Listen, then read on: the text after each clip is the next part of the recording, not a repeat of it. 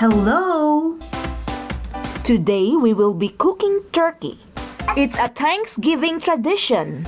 Now let's get started. The ingredients are pepper, lemon, and salt.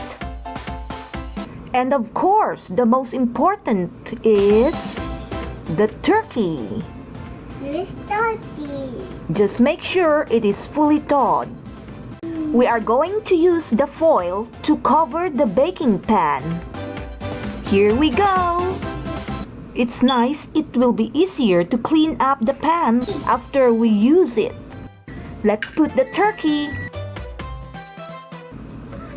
Sprinkle some salt.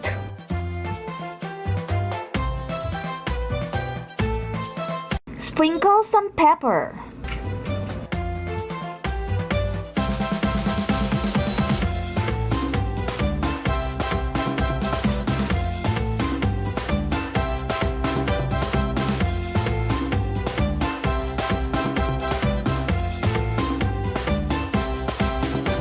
And squeeze some lemon.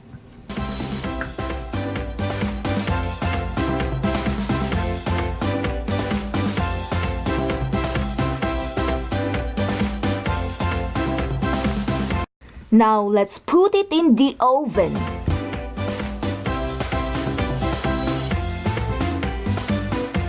Set the heat at 325 F and the timer at 3 hours and 50 minutes. Now let's get our garnish ready. We have strawberries, onions, and leafy greens.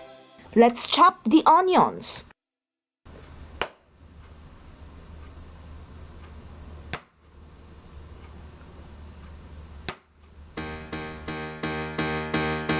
Wow, looks nice and crispy.